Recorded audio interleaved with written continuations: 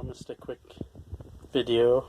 I'm converting that, which is a FW 4-speed hub, into a 5-speed.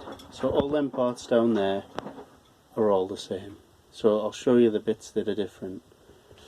So if we, first of all, which I didn't realise, but the actual little piece that goes through the clutch doesn't seem to be threaded on this, so I think I'll have to put a 3-speed in there, because what you do with the 5-speed conversion is you put the 3-speed pull chain on the driver side, yeah. So that's on that side. Then, if you look at this actual sun rings and the main primary rings, the one that's different is this here. Now if you look, can you see how it's got ramped? Come on, focus.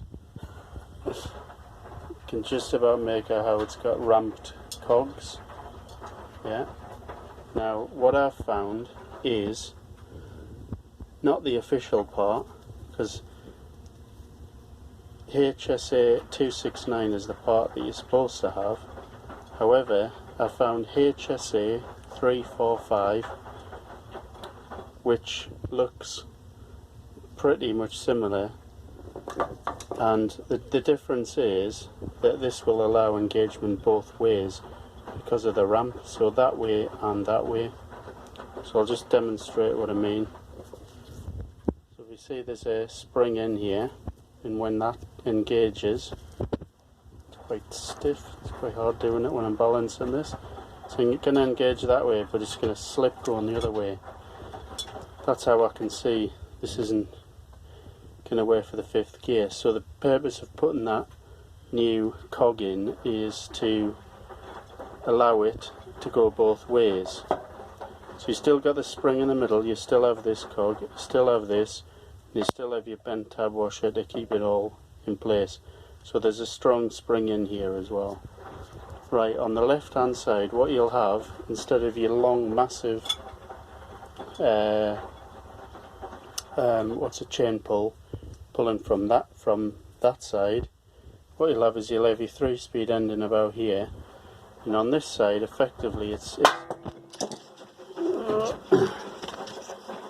like a nail. So basically this inserts in that side, and the purpose of it is it gets pushed in to engage, and it allows it coming out as well. So in and out, and allows it to go both ways, you see.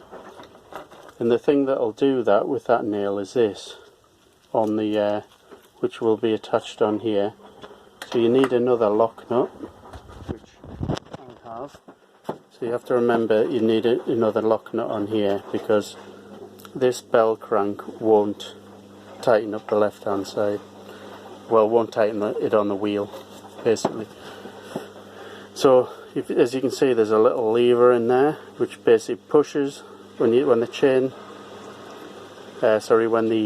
cable is pulled that way. It pushes in, and it'll push that nail inside here in there and move this.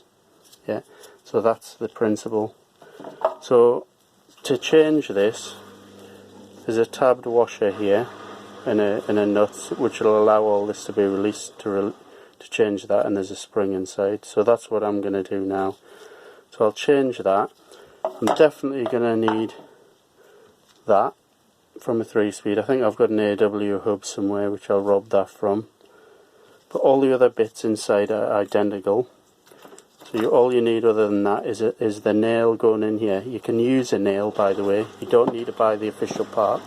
You just get something to fit and play around with it, and the chain pusher, which will effectively go on, let me just see, yeah, like that. And you'll have a second cable running up to the top. Now what you need then is a friction shifter on the handlebar. So I'll show you what I'm going to do, because I'm a bit limited for space on my bike.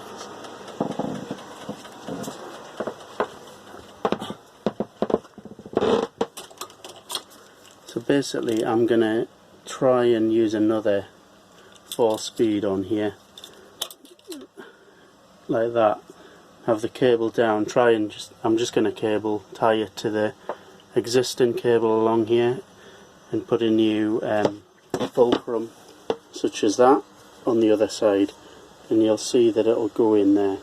By the way, I'm working on another hub because I don't see the part and tear in this down. It works fine. I'm just going to take it out and put the other one in.